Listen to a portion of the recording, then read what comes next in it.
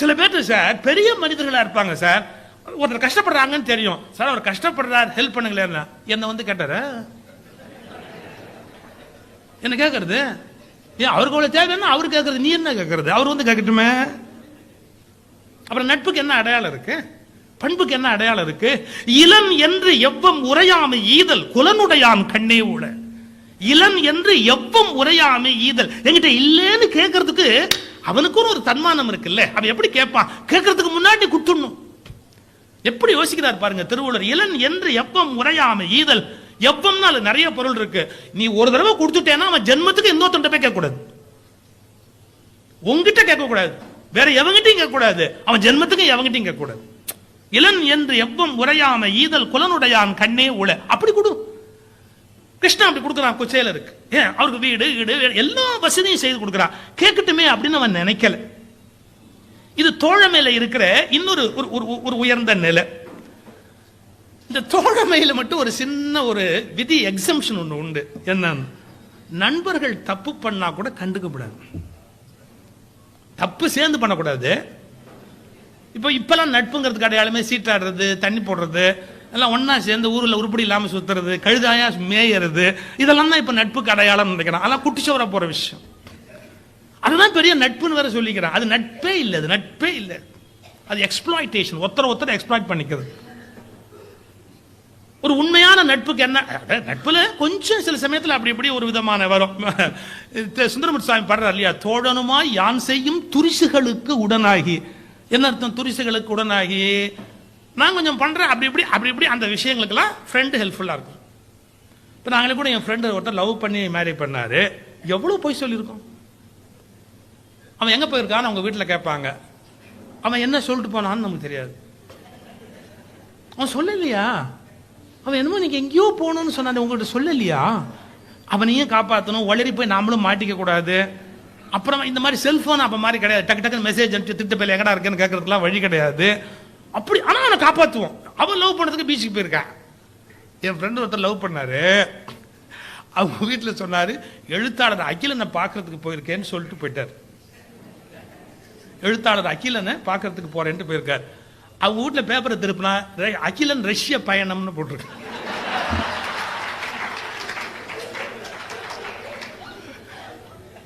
இவர் பீச்சுக்கெல்லாம் போயிட்டு சாயங்காலமா வீட்டுக்கு திரும்பின உடனே இவரு எங்கடா அகிலனை பார்த்துட்டு வந்தேன், ரஷ்யா போய் பார்த்துட்டு வந்தேன்,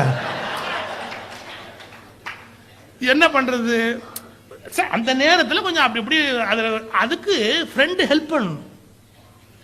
தோழனுமாய் யான் செய்யும் துரிசுகளுக்கு உடனாய். பாரதி பாடுறான், கிருஷ்ணனும் அர்ஜுனனும் ஃப்ரெண்ட்ஸ். அர்ஜுன சுபத்திரையை லவ் பண்றான், சுபத்திரா கிருஷ்ணன் தங்கச்சி இல்லையா, லவ் பண்றான். அந்த சுபத்திரைய எப்படா எடுத்துக்கிட்டு போறதுன்னு யோசனை அவங்கிட்ட கேட்கிறான். பொன்னவிர் சுபத்திரை மேனி சுபத்திரை மாதை புறம் கொண்டு போவதற்கு என்ன உபாயம், என்னடா வழின்னு கேட்டா அந்த கணத்தே உரைப்பார். அப்பவே நிறைய யோசனை சொல்வாராம், இப்படி கொண்டு போகலாம் அப்படி கொண்டு போகலாம். எது தங்கச்சியா, அந்த நட்பு அவனுக்கு அவ்வளவு அர்ஜுனன் மேல இருக்கிற அந்த பிரியம். அப்ப நண்பனா இருக்கும் போது ஒன்று ரெண்டு தவறுகளுக்கு அவருடைய விருப்பங்களுக்கு உதவி செய்ய வேண்டிய கட்டாயம் கண்டிப்பா இருக்கு. துரிசுகளுக்கு உடனாகி, நீங்க கிருஷ்ணனுடைய நட்பு எடுத்தாலும் அப்படி இருக்கு, சுந்தரமூர்த்தி சுவாமியுடைய நட்பையும். ஆனா அதுக்கு ஒரு எல்லை இருக்கு, நண்பன் நாசமாகாதபடி அவன் துரிசுகளுக்கு உடனாகி. இல்ல நண்பனால் இன்னொருவர் வாழ்வு நாசமாகாதபடி, அது இன்னும் ரொம்ப முக்கியம். சில பேர் நண்பனுக்கு உதவுறேன்னு யார் லைஃபும் நாசமா போறதுக்கு ஹெல்ப்பா இருப்பானே, அதுவும் சரியான வழி அல்ல. நண்பனுக்கு உதவணும், ஆனா யார் வாழ்க்கையும் வீணாயிடக்கூடாது. அந்த எல்லை தெரிஞ்சு கொஞ்சம் நண்பன் அப்படி தவறு பண்ணினா நகுதற் பொருட்டென்று நட்டல் மிகுதிக்கண் மேற்சென்று இடித்தற் பொருட்டு. தப்பு பண்ணும்போது டேய் தப்புடா இப்படிலாம் பண்ணாதடா, மிகுதிக்கண் மேற்சென்று இடித்தற் பொருட்டு, இதெல்லாம் நட்புக்கு இலக்கணம் வச்சான்.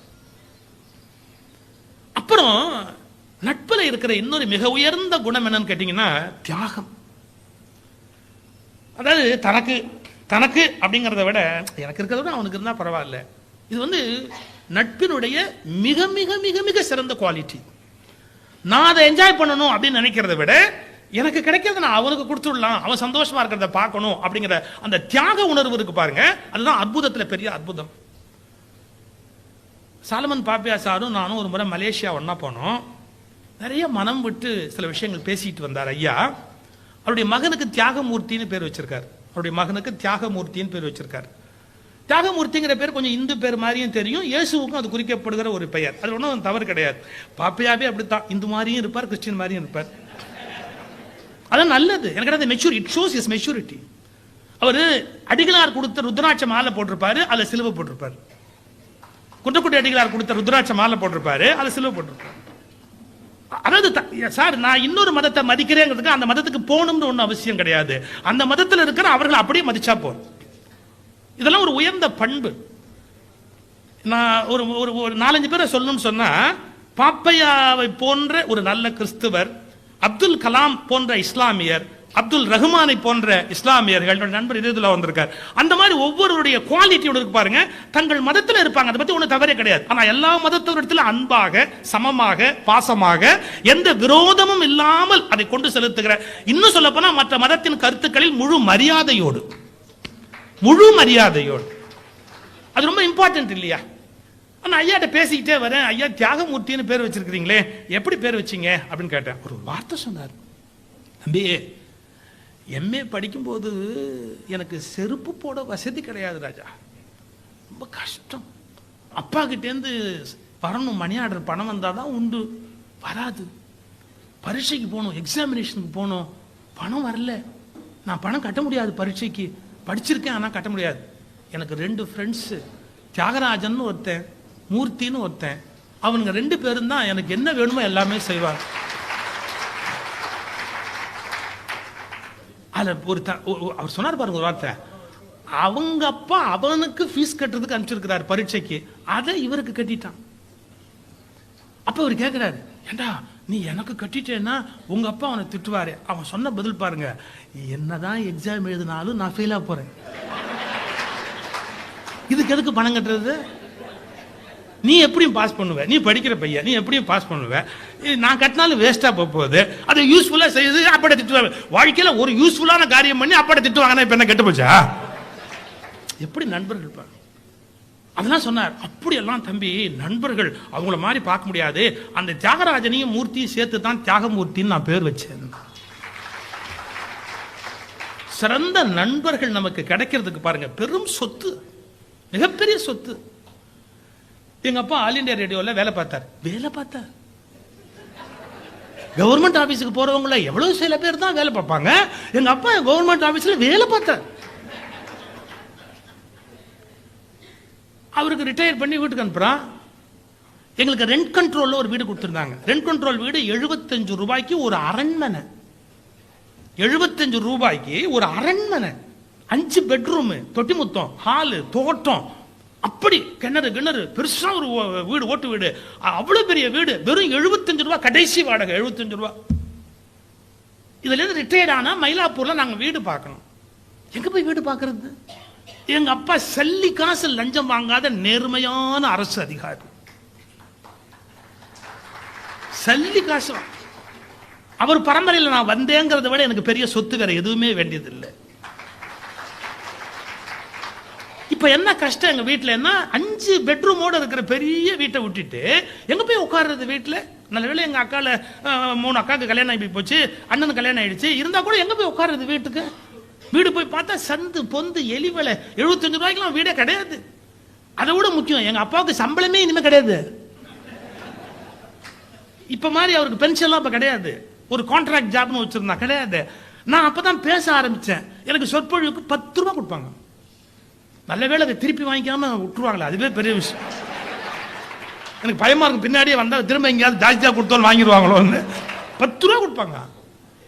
எங்க போய் வீடு பார்க்கறது, எங்க போய் இருக்கிறது? அப்படி எங்க அப்பா சோகமா உட்காந்துருக்காரு, நானும் சோகமா உட்காந்துருந்தேன். என் ஃப்ரெண்டு சார் என் கூட ஒன்னா சாந்தாமி ஸ்கூல்ல ஒன்னா படிச்சவன், மணின்னு பேரு, அவன் தான். ஏன்டா ஒரு மாதிரி உட்காந்துருக்க, ஏன்டா உங்க அப்பா ஒரு மாதிரி உட்காந்துருக்காரு அப்படின்னு. வீட்டை காலி பண்ணிட்டா வேற வீட்டுக்கு போகணும் அப்படின்னு. அவங்களுக்கு அருமையான வீடு, ஃபர்ஸ்ட் கிளாஸ் வீடு இருக்கு. அவனுடைய அப்பா பாம்பேல இருக்கிறாரு. அவங்க பை பர்த் பிராமின்ஸ். அவங்க நாங்க சைவம் தான், ஆனாலும் பிராமின்ஸ் இல்ல. அவன் ஒரு வார்த்தை சொன்னான், ஏன்னா இது ஒரு பெரிய விஷயமான வீடு இல்லைங்கிறது, எங்க வீட்டுல வந்து இருக்க வேண்டியது தானே. எங்க வீட்டுல வந்து இருக்க வேண்டியது தானே. அது எப்படா சாத்தியம் உங்க வீட்டு வர்றா? இந்த கிச்சன் இந்த பெட்ரூம் நான் கதவை சாத்திட்டா எனக்கு போறோம், உங்களுக்கு அந்த பெட்ரூம் அந்த கிச்சன் அந்த அந்த முன் ஹால் போறோம். ஆனா நீங்க அப்படி இருந்துக்கங்க, நான் இப்படி இருந்துக்கிறேன். 4 ஆண்டு காலம் சார் அவனுடைய வீட்டை நாங்க குடியிருந்தோம். நான் என்ன தெரியுமா சொன்னேன், டே மணி, அந்த மாதிரி வீட்டுக்கு குறைஞ்சபட்சம் ஒரு 1000 ரூபாய் வாடகை கொடுக்கணும்டா. அவ்வளவு அழகான வீடு, அது தோட்டம் கிட்ட கிணறு எல்லாமே இருக்கு. 1000 ரூபாய் வாடகை கொடுக்கணும்டா. என்கிட்ட அவ்வளவுலாம் இல்லடா, நான் வாடகை என்ன கொடுப்பேன். என்ன தெரியுமா சொன்னா, நீ என்ன கொடுக்குறியோ அதான் வாடகை, நீ என்ன கொடுக்குறியோ அதுதான் வாடகை. நான் சொன்னேன், கொடுக்காட்டி அதுதான் வாடகை. இப்படிலாம் மனுஷங்களை பார்க்க முடியுமா? இந்த உலகத்தில் எப்படிலாம் பார்க்க முடியுமா? என்னால என் ஜென்மத்துக்கு எத்தனை பிறவை எடுத்தாலும் அவனை மறக்க முடியாது, எத்தனை பிறவை எடுத்தாலும் மறக்க முடியாது. பாருங்க, இருங்க அந்த கதவை திறந்து அப்படியே இருக்கான், அப்படியே அந்த கதவை திறந்து இப்படியே வருவோம், அப்படியே போவோம், அதே மாதிரி அப்படியே வாழ்ந்து அவனுக்கு புள்ள பிறந்து வளர்ந்து வர வரைக்கும் நாங்க இருந்து ஒன்னா இருந்தோம். இதெல்லாம் ஒரு அதிசயம். நண்பர்கள் அப்படிலாம் ஒரு அதிசயம். என்னுடைய நண்பர்ல இன்னொரு நண்பன் ரவின்னு பேர், எல்லாருக்குமே தெரியும். சோபனா ரவி, ரவின்னா தெரியும். சோபனா ரவியே ரிட்டையர்ட் ஆகி கழுவி ஆயிடுச்சு. எங்க ஃப்ரெண்டு தானே, அதனால உரிமையா சொல்றேன். வேற அந்த அகிலன் காதல் கதையை அவங்க கதை தான். அகிலன் காதல் கதை அவன் சொன்னது. அகிலனை பார்க்க போன கதையா என் ஃப்ரெண்டு, அவர் இப்போ அட்வொகேட், அவர் ரவி, சோபனா ரவியை கல்யாணம் பண்ணவர் காதலிச்சு. அவரு நானும் அவனும் சாந்தமி ஸ்கூல்ல ஒன்னா படிக்கிறோம். எங்களுக்கு எஸ்எஸ்எல்சி அந்த படிக்கிற நேரம் இன்டர் ஸ்கூல் பேச்சு போட்டி வைக்கிறாங்க. நான் வந்து சி செக்ஷன், அவன் வந்து ஏ செக்ஷன். அவன் இங்கிலீஷ் மீடியம், நான் தமிழ் மீடியம். சி செக்ஷன் நான் படிக்கிறேன். பட் நானும் அவனும் வெரி க்ளோஸ் ஃப்ரெண்ட்ஸ். என்ன நடக்குது, பேச்சு போட்டிக்கு 2 பேர் அனுப்பணும். வகுப்புல இருந்து 2 பேரை மொத்தமா ஸ்கூல்ல இருந்து அனுப்பணும். அது வந்து எஜுகேஷன் டிபார்ட்மெண்ட் நடத்துது பெரிய போட்டி, பேச்சு போட்டி. எங்க கிளாஸ்ல எல்லாரும் சேர்ந்து ஒரு தீர்மானம் போட்டான், என்ன அனுப்பக்கூடாது. என் மேல என்ன காட்டணும் தெரியல, சிவத்தை அனுப்பக்கூடாது, சிவம் போகக்கூடாது, சிவம் கண்டிப்பா போகக்கூடாது. எங்க செக்ஷன்ல எல்லாம் தீர்மானம் போட்டாங்க. வேற ஒரு பையனை தேர்ந்தெடுத்தாங்க. அவன் தான் போகணும், அவன் நல்லா பேசுவான், ஒன்னும் குறை சொல்ல முடியாது, அவன் நல்லா பேசுவான், அவன் தான் போகணும், ஆனா சிவம் போகக்கூடாது. எங்க செக்ஷன்ல சொல்லிட்டாங்க. அந்த ரவி செக்ஷன்ல போய் வாத்தியார் கேட்கிறாரு, யாரடா அனுப்பலாம் அப்படின்னு. எல்லாரும் யுனானிமஸா ரவி போலாம்னு சொல்றாங்க. அந்த பேச்சு போட்டிக்கு ரவி போலாம் அப்படின்னு அனுப்புறாங்க. சோ இப்ப அவனும் போறான், நான் போறது இல்லை. ரவி வந்தான் சாயங்காலம், என்னடா சிவம் உங்க கிளாஸ்ல யார் என்ன விட்டுட்டாங்கடா, அவன் தான் போறான். ஏன் அப்படி விட்ட, நீ போனா கண்டிப்பா ஜெயிப்பியே, அதனால தான் விட்டாங்க, அதனால தான் விட்டாங்க. அவங்களுக்குலாம் நான் ஜெயிச்சா எனக்கு புகழ் வந்துடும், கோவம் வருது, நான் என்ன பண்ண சொல்றேன் அப்படின்னு. நேரம் எங்க தமிழ் வாத்தியார்ட்ட போய் ரவி சொன்னான், சார் நான் போக மாட்டேன், அந்த இடத்துல சிவத்தை அனுப்புங்க, நான் போக மாட்டேன், அந்த இடத்துல சிவத்தை அனுப்பு. ஏன், அவன் போனா ஜெயிப்பான், கண்டிப்பா ஜெயிப்பான், நான் போனா நான் தோப்பேன், எதுக்கு போகணும், சிவன் தான் போகணும், சிவன் தான் கண்டிப்பா போயாகணும். அன்று என் வாழ்வில் என்னை நிமிர்த்திய அந்த அந்த அந்த நம்பிக்கை இருக்கு பாருங்க, இன்று வரை நான் மேடையில் கம்பீரமாக நிற்பதற்கு அவர் ஒரு மூலக்காரர். அந்த பேச்சு போட்டியில நான் ஜெயித்ததற்காக எங்கள் பள்ளியில் விடுமுறை விட்டார். எனது த்ரூ அவுட் தமிழ்நாடு நடக்கிற ஒரு எஜுகேஷன் டிபார்ட்மெண்ட் நடத்தின ஒரு பேச்சு போட்டி, அதுல ஜெயிக்கிறது அவ்வளவு பெரிய பிரஸ்டீஜியஸ் இஷ்யூ. அந்த இடத்தை எனக்கு விட்டு கொடுத்துட்டு அந்த பேச்சு போட்டி முடியறதுக்குள்ள ஒரு 20 தடவை சைக்கிள் எங்க வீட்டுக்கு வந்துட்டு போயிருப்பான். சிவம் வந்துட்டானா, சிவம் வந்துட்டானா, சிவம் வந்துட்டானா. நான் ஜெயிச்சேன்னு உடனே சாக்லேட் அப்படி நீட்டினா, நீ ஜெயிப்பேன்னு தெரியும்டா, அந்த உள்ளே அந்த சாக்லேட் எடுத்து நீ ஜெயிப்பேன்னு எனக்கு தெரியும்டா அப்படின்ட்டு அந்த சாக்லேட் கொடுத்தான். அவன் கண்ணிலையும் தண்ணி, என் கண்ணிலையும் தண்ணி. இந்த உலகத்துல தனக்கு கிடைத்த வாய்ப்பை கூட நண்பன் அடைந்து நண்பன் புகழடைய வேண்டும் என்று நினைக்கிறானே, இந்த நட்புக்கெல்லாம் விலை உண்டா, ஈடு உண்டா? ஏதாவது நன்றி சொல்லி முடியும்? மிக நல்ல நண்பர்களை பெறுதல் வாழ்வில் மிகப்பெரிய பாக்கியம், அது வாழ்வின் மிகப்பெரிய பாக்கியம். குழந்தைகள், மனைவி, மக்கள், சொத்து, சுகம் எல்லாவற்றையும் விட மேலானது மிகச்சிறந்த நண்பர்களை வாழ்வில் பெறுவது. நான் இன்னொரு கான்ட்ராஸ்ட் சொல்றேன். இளம் வயதுல தான் நட்பு உண்டாகும். பள்ளி படிக்கும் போது, கல்லூரி படிக்கும் போது நட்பு உண்டாகும். ஆனா இந்த வார்த்தையை கொஞ்சம் கவனிங்க, இளம் வயதில் தான் நட்பு உண்டாகும். ஆனா இளம் வயதில் ஏற்படுகிற நட்பை விட நட்பு எப்ப ரொம்ப அவசியம் தெரியுமா? முதுமையில் தான் நட்பு மிக மிக மிக அவசியம். நமக்கு முதுமை வர வர நம்முடைய குடும்பத்திலிருந்து நம்ம தனிமைப்பட்டு நிற்கிறோம் அப்படிங்கிற ஒரு உணர்வு வரும். நான் வேடிக்கையா சொல்றது, நம் குடும்பத்துக்கு நாம் 6வது விரல், நாம் நம்முடைய குடும்பத்துக்கு 6வது விரல். நாம் இருந்தாலும் ஒன்றுதான், நாம் இல்லை என்றாலும் ஒன்றுதான். நாம் இல்லாத போது அவர்கள் இன்னும் அதிக மகிழ்ச்சியாக இருப்பதற்கான வாய்ப்பு கூட அந்த இடத்தில் இருக்கு. இதெல்லாம் இருக்கும் வீட்டுக்குள்ள.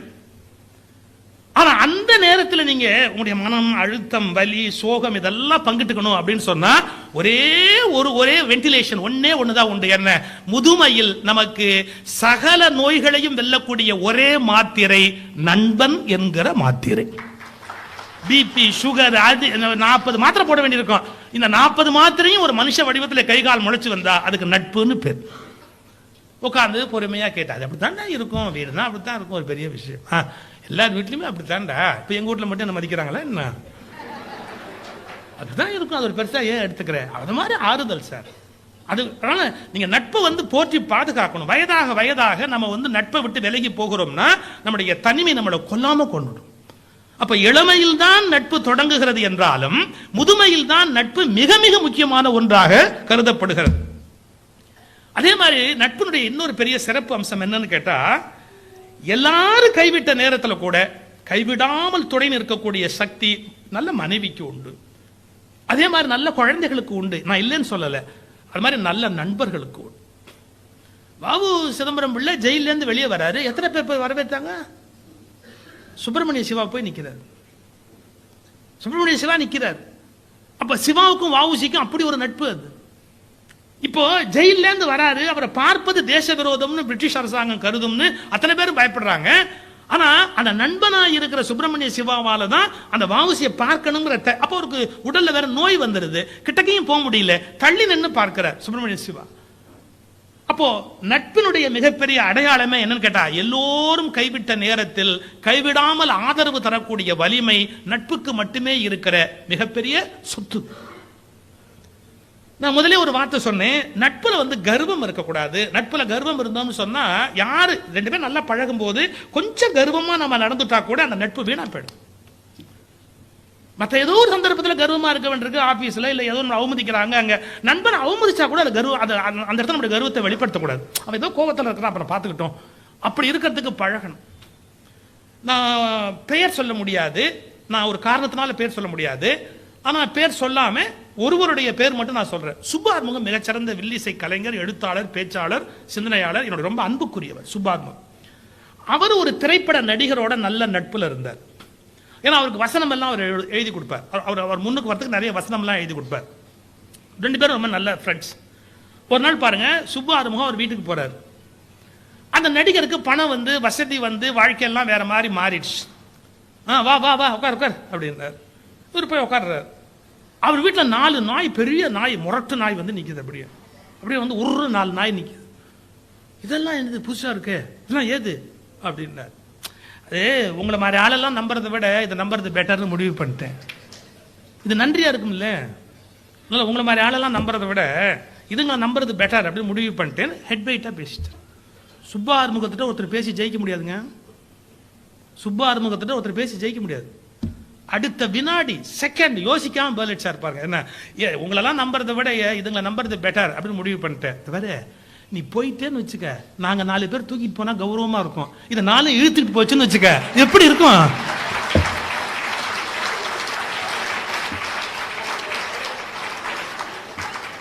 நல்லாவா இருக்கும்? அவர் அப்படியே ஷாக் ஆயிட்டு, பாவி பாவி இப்படியா இப்படியா பேசுவ அப்படின்னு. வில்லனுக்கு நான் தான்ப்பா வசனம் எழுதுறேன். நான் என்ன கதாநாயகனுக்கு மட்டுமா வசனம் எழுதுறேன்? வில்லனுக்கு நான் தானே வசனம் எழுதுறேன். அதனால எனக்கு இதுவும் எழுத தெரியும், அதுவும் எழுத தெரியும். மகா புத்தி சார். இதை விட ஒரு மோசமா போற நண்பனுக்கு வேற எப்படி சார் புத்தி சொல்ல முடியும்? 4 உன்னை இழுத்துக்கு போனா எப்படி கொஞ்சம் யோசிப்பாரு அப்படின்னா, நாங்க 4 பேர் தூக்கி போனா எப்படி இருக்கும்? கௌரவமா இருக்கும். 4 இழுத்துக்கு போனா, அதாவது நண்பன் தவறு செய்யற போது மிகுதிக்கண் மேற்சென்று இடித்த பொருட்டு. நட்புல கர்வம் இருக்கக்கூடாது, அது முக்கியம். இருந்தா திருத்தணும். எங்க அந்த குறை இருக்கோ, குறை இருக்கிறத திருத்த வேண்டிய இடத்துல திருத்தணும். தோழமை என்பது வெறும் புணர்ச்சி பழகுதல் அல்ல. அது கண்டிப்பா எதிரில் இருக்கணுங்கிற அவசியம் இல்லை. அதுல நிலைத்த நீடித்த ஆழமான அக்கறை உடைய அன்பு இருக்கணும். அந்த சொல்லுக்கே ரொம்ப பவர் ஜாஸ்தி சார். இன்னைக்கு கம்யூனிஸ்ட் இயக்கங்கள்ல தோழருங்கிற வார்த்தை எவ்வளவு பலமான ஒரு வார்த்தை. தோழர் அந்த வார்த்தையே. அப்ப நான் இன்னொன்னு சேர்த்து சொல்லணும். மார்க்ஸ் இவ்வளவு பெரிய நூலை உலகத்துக்கு கொடுத்தாருன்னா, எங்கெல்ஸ் என்கிற தோழன் இல்லாமல் இருந்திருந்தால் மார்க்ஸால் அந்த நூலை தந்திருக்க முடியாது. காரணம், மார்க்சின் வறுமையே மார்க்ஸை தின்றிருக்கும். மார்க்ஸ் வறுமையை தின்னுவதற்கான ஒரு நூலை கொடுக்க முடிந்தது என்றால் மார்க்ஸை வறுமை திங்க முடியாதபடி ஏங்கல்ஸ் பாதுகாத்தான். மகாகவி பாரதி அவ்வளவு பெரிய ஆள் தான். ஆனா குவளைக்கண்ணன் என்ற ஒருவனுடைய அன்பு கிடைக்காமல் இருந்திருந்தால் பாரதியின் பல வாழ்வு தொலைந்து போயிருக்கும். குவளைக்கண்ணனுடைய நட்பு பாரதிக்கு கிடைச்சது எவ்வளவு பெரிய விஷயம். ஆனா அவனை மனசுல வச்சுதான் பாடினார், எங்கிருந்தோ வந்தான் இடைச்சாதி நான் என்றான், இங்குவனை யான் பெறவே என்ன தவம் செய்து விட்டேன். அது கண்ணபெருமானை குறித்த பாடல் அல்ல, குவளைக்கண்ணனை குறித்த பாடல். இங்குவனை நான் பெறவே என்ன தவம் செய்து விட்டேன். சார் அந்த யானை அடிச்சது கிடைச்சலாம் இல்ல, அப்படி சுருட்டி தூக்கி காலுக்குள்ள போட்டுடுச்சுன்னாங்க, அப்படியே தூக்கி அப்படி உள்ள போட்டுடுச்சு. குவளைக்கண்ணன் தான் உள்ள போய் யானைக்கு காலில் இருந்து பாரதியை தூக்கிட்டு வெளியே வர்றார். அப்ப பாரதியை காப்பாற்றணுங்கிற அந்த வெறி குவளைக்கண்ணனுடைய வெறி. அது அப்ப நல்ல நண்பர்கள், அந்த நட்பு அமைவது எவ்வளவு பெரிய பாக்கியம். அது அதனுடைய பெருமை என்ன, அதனுடைய மேன்மை என்ன. நான் ஏங்கல்ஸ் மார்க்ஸ் அவங்களுடைய நட்பை பத்தி சொன்னேன். நண்பனுக்காக விட்டு கொடுக்கணும் அப்படிங்கிற ஒரு கருத்து சொன்னேன். அதுல வந்து உச்சம் என்ன தெரியுமா, ஒரு வாய்ப்பை விட்டு கொடுத்துட்டு மறுபடியும் தான் மேல வந்துடலாம், தான் முன்னுக்கு வந்துடலாங்கிற நினைப்பெல்லாம் தாண்டி ஒன்ஸ்வானால் இதை கொடுத்துட்டா அவன் தான் நல்லா இருப்பான் அப்படின்னா கூட அப்போதும் கொடுக்கிற நட்பு சிலது உண்டு. அதாவது திரும்பி நம்ம அடைஞ்சிடலாம், திரும்பி வேற மாதிரி முன்னுக்கு வந்துடலாங்கிற வாய்ப்பெல்லாம் இருந்து கொடுக்கறதுங்கிறது ஒரு கால்குலேஷன். இதை கொடுத்துட்டா கூட பரவாயில்ல, மறுபடியும் நம்ம அதை அடைஞ்சிடலாம் அப்படின்னு. அதெல்லாம் இல்லாமையே விட்டு கொடுத்த மகான்கள் உலகத்தில் உண்டு. சைத்தன்ய மகாபிரபுனுடைய வாழ்க்கையில ஒரு பகுதி நான் படிச்சுட்டு இருந்தேன். சைத்தன்ய மகாபிரபு இளமையான பருவத்தில் பாருங்க, நதிக்கு இக்கரையில் அவங்களுடைய இடம், நதியை தாண்டி போய் அக்கறையில குரு கிட்ட படிக்கணும். அவரும் அவருடைய வகுப்பு தோழர் ரெண்டு பேருமா படகுல பயணம் பண்ணி அக்கறைக்கு போவாங்க, ஆசிரியர்கிட்ட போய் பாடம் படிப்பாங்க. இந்த இக்கரையிலேருந்து அக்கறைக்கு அவங்க பயணம் பண்ணும்போது பேசிக்கிட்டே போவாங்க. ஒரு நாள் நண்பனுடைய முகம் வாடி இருக்கு. ஏண்டா ஒரு மாதிரியா இருக்கிற, உன் முகம் வாட்டமா இருக்கு. முதல்ல நட்புக்கு இது ஒரு அடையாளம், நட்புன்னு இல்லைங்க, அன்புக்கே அடையாளம். ஒருத்தர் முகம் வாடி இருந்தா ஏன் வாடி இருக்குன்னு கண்டுபிடிக்க தெரியும். கண்டுபிடிக்க முடியாத போது கேட்கணும். இன்னும் சில பேர் கேட்டுட்டா நம்ம கிட்ட ஏதாவது உதவி கேட்டுருவானோன்னு அப்படியே கேட்காமே போயிடுவான். அவன் முகம் வாடி இருக்கு அப்படின்னா, நான் பெண்களுக்கு ஒன்று சொல்றேன், நம்ம குழந்தைங்களே பள்ளிக்கூடம் போயிட்டு வந்ததுன்னா முகம் எப்படி இருக்குங்கிறத கூர்ந்து கவனிக்கணும். பள்ளிக்கூடத்துக்கு போகும்போது அதனுடைய முகம் எப்படி இருந்தது, அது பெருவாரியா அழுதுகிட்டு தான் போவோம். அந்த பள்ளிக்கூடத்துலேருந்து வரும்போது அது நல்லா சிரிச்சுக்கிட்டு வரணும். பள்ளிக்கூடத்துலேருந்து வரும்போது குழந்தைக்கு முகம் நல்லா சிரிப்பா இருக்கணும். ஏன்னா பள்ளிக்கூடத்தை விட்டு தப்பிச்சு வருது, சந்தோஷமா சிரிச்சுக்கிட்டு வரணும். அப்பவும் அது முகம் வாடி இருந்தா, ஏன் உன் முகம் வாடி இருக்குன்னு கேட்டாதான் அவங்க அம்மா, எனக்கு உன் முகம் வாடி இருக்கு, உனக்கு என்னடா ப்ராப்ளம், என்ன நடந்தது பள்ளிக்கூடத்துல, ஏமா ஒரு மாதிரியா இருக்க. இதெல்லாம் அன்பினுடைய அடையாளம். நம்ம கூட இருக்கிறவங்க யார் முகம் வாடி இருந்தாலும் ஏன் அப்படின்னு கேட்கணும். இதெல்லாம் பண்பினுடைய அடையாளம். சைத்தன்ய மகாபிரபு கேட்கிறார், என்ன கேட்கிறாரு, ஏன் உன் முகம் வாடி இருக்கு, நண்பனை பார்த்து கேட்கிறார். அது ஒண்ணும் இல்லை, எங்கிட்ட நீ ஏமாத்த முடியாது, எங்கிட்ட ஏமாத்தாது, உனக்கு என்ன ப்ராப்ளம் சொல். அவர் சொன்னா, நம்ம வாத்தியார் அவர் ஏதோ இலக்கணம் பத்தி ஏதோ ஒரு புஸ்தகம் எழுதிட்டு வர சொல்றாரு, அதை பத்தி ஏதோ ஒன்று எழுதிட்டு வர சொல்றாரு. அது எழுதிட்டியா, நீ எழுதிட்டல்ல, நீ எழுதிட்ட, இவனுக்கு தெரியும் நீ எழுதிட்டல்ல. ஆமா நான் எழுதிட்டேன், நானும் எழுதிட்டேன். சரி, இன்னைக்கு போய் அதை வாத்தியார்கிட்ட கொடுக்கணும். ஆமா, உன் புஸ்தகத்தை நான் படிச்சுட்டேன், நீ எழுதி இருக்கிறத நான் படிச்சுட்டேன். இப்ப என்ன, நான் அவ்வளோ நல்லா எழுதலை. இப்ப நீ கொண்டு போய் வாத்தியார்ட்ட கொடுத்தேன்னா வாத்தியாரு உன் புஸ்தகத்தை தான் ஒத்துக்குவாரு, என் புஸ்தகத்தை குப்பையில போட்டுருவாரு. இது ஒண்ணும் இல்லைன்னு சொல்ல போறாரு வாத்தியாரு. அதை நினைச்சா எனக்கு வருத்தமா இருக்கு. உன் புஸ்தகத்தை வாத்தியார் ஏத்துக்குவாரு, என் புஸ்தகத்தை கண்டிப்பா குப்பையில போட்டுருவாரு. இப்ப உனக்கு தான் அந்த இடத்துல முக்கியத்துவம் கிடைக்கும். உன் புஸ்தகத்தை தான் வாத்தியார் ஏத்துக்குவாரு, என்னதான் ஏத்துக்க மாட்டார். சொல்லி வாய்மூல சார். அவங்க அந்த நதியில பயணம் பண்ணிக்கிட்டு இருக்கிறாங்க, கையில இருந்த புஸ்தகத்தை அப்படியே நதியில போட்டு இனிமே எப்படி சொல்லுவாரு,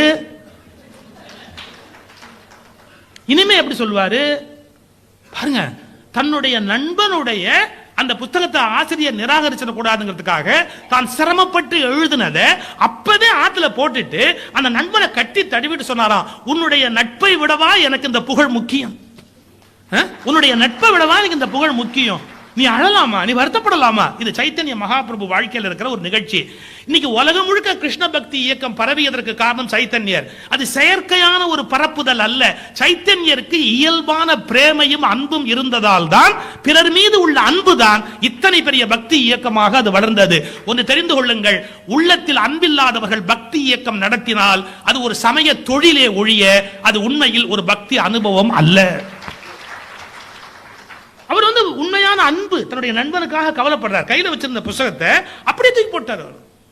அப்ப எப்படிப்பட்ட உயர்ந்த நிலையில் அவருடைய வாழ்க்கை அமைந்திருக்கிறது என்பதற்கு இதெல்லாம் ஒரு அடையாளம். நீங்க எத்தனை இலக்கியம், மகாராமாயணம், மகாபாரதம், அப்புறம் இன்னும் நம்முடைய சங்க இலக்கியங்கள், எங்க போனாலும் நட்பினுடைய ஆச்சு.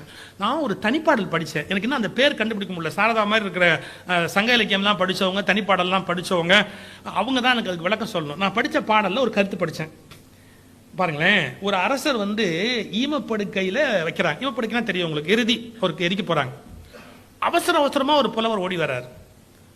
ஓடி வந்து சொல்றார், நானும் போய் இதில் படுத்துக்க போறேங்கிறார். அவனை எரிக்கிற அந்த இடத்துல நானும் போய் படுத்துக்க போறேன் அப்படிங்கிறார். அரங்கராமலிங்க தெரிஞ்சாலும் சொல்லிடலாம் எனக்கு, அது எந்த தனிப்பாடல்னு சொல். இந்த படுக்கையில் போய் அரசன் படுக்க போறான், நானும் போய் படுக்க போறேன் அப்படின்னு போறார். எல்லாரும் கேட்கறாங்க, உனக்கு பைத்தியமா, அவரு செத்து போயிட்டாரு, அவருக்கு கையமக்க படுக்க வைக்க போறாங்க, நீ என்னத்துக்கு போறேன்? அவன் ஒரு நடந்த சம்பவம் சொல்றான். நான் முதல்ல இவனை பார்க்கறதுக்கு வந்தேன், இந்த அரசரை என்கிட்ட பேசிக்கிட்டே இருந்தான். நீ போய் அரண்மனையை சுற்றி பாரு, நல்லா பாரு, உள்ளே போய் பாரு அப்படின்னு சொன்னான். நான் அரண்மனையெல்லாம் உள்ளே போய் பார்த்தேன். அப்படியே பார்த்துக்கிட்டே போனோன்னு அரசர் படுத்திருக்கிற அந்த பெட்ரூம் அது கிட்டக்க வந்தேன். அந்த மெத்தையை அப்படியே பார்த்தேன், அரசர் படுத்திருக்க மெத்தையை அப்படி பார்த்தேன். ரொம்ப ரொம்ப அருமையாக இருக்கு. உட்காந்து பார்க்கலாமேன்னு உட்காந்தேன், தூங்கிட்டேன். எனக்கு தெரிய நடந்த களைப்பு, தூங்கிட்டேன். இது பெருசு இல்லை, நான் தூங்கிட்டேன் பத்தியா, இரவு அப்படியே தூங்கிட்டேன். கொஞ்ச நேரம் கழிச்சு அரசமா தேவி, அந்த அரசருடைய மனைவி அரசமா தேவி வந்திருக்கிறா. இது எனக்கு தெரியாது. அரசமா தேவி வந்தவ அரசர் தான் முன்னாடி வந்து படுத்துட்டார் போல் இருக்கு அப்படின்னு நினைச்சிட்டு, ஐயோ அரசர் படுத்துட்டாரு, எழுப்ப வேண்டாம் அப்படிங்கிற எண்ணத்துல அவர் களைப்பா படுத்துட்டாருன்னு அரசமா தேவி பக்கத்துல அந்த பெட்ல படுத்துட்டான். அவ பாட்டுக்கு படுத்துட்டான். எங்களுக்கு இது தெரியாது. ரொம்ப இரவு தாமதமாக அரசன் வந்து பார்த்தவன் நான் படுத்திருக்கிறதையும் அந்த பக்கமா அரசமா தேவி படுத்துக்கிறதையும் பார்த்துட்டு, அது ஒரு பெரிய விஷயம் இல்லை, நடந்து வந்த களைப்புல அவன் தூங்குறான், அது வந்தது தெரியாம அவ படுத்திருக்கிறா அப்படின்னு அவன் பாட்டுக்கு அப்படியே தரையில படுத்துட்டான். அந்த அரசன் அவன் பாட்டுக்கு தரையில படுத்துட்டான். நான் காலையில எந்திரிச்சவன் பதறி போயிட்டேன், ஐயோ எவ்வளவு பெரிய தவறு பண்ணிட்டோம்னு. நான் மன்னிப்பு கேட்கிறேன், நான் அப்படி படுத்திருக்க கூடாதுன்னு. அதெல்லாம் ஒன்றும் தப்பு இல்லையே. இல்ல அந்த அரசமாதேவி வந்து படுத்தது எனக்கு தெரியாது. நான் உன்னை நம்புறேன், பூரணமா நம்புறேன், என் மனைவியை நான் நம்புறேன். அதனால ஒண்ணு சந்தேகப்படுறதுக்கு ஒண்ணுமே இடமே இல்லையே. நீ படுத்த களைப்பா படுத்த ஒரு பெரிய விஷயம் இல்லை. அன்று அந்த படுக்கையில் படுத்த என்னை நண்பன் என்று ஏற்றுக்கொண்டது உண்மை என்றால், இன்று இந்த படுக்கையில் நான் படுத்தால்தான், அப்போது அவன் மனைவி படுத்த அதே படுக்கையில நானும் போய் இந்த ஈம படுக்கையில படுத்தாதான் அது நட்பு என்பதற்கு இலக்கணம் ஆகுங்கிறான். என்ன நட்பு, என்ன நட்பு? அப்ப அதை தப்பா நினைக்காம அவன் ஏத்துக்கிட்டான்ல. அப்ப அன்னைக்கு போய் அவன் படுக்கையில படுத்தான்ல, இன்னைக்கு நான் அதே படுக்கையில படுக்க வேண்டாமா? ஒரு புலவன் அப்படி பாடிய ரொம்ப இளம் வயதுல நான் படிச்சது. எப்படியெல்லாம் அந்த நட்பை வெளிப்படுத்தி இருக்கிறார்கள், அந்த அன்பினுடைய எல்லை எப்படிப்பட்ட அன்பாக அது விளங்கி இருக்கிறது.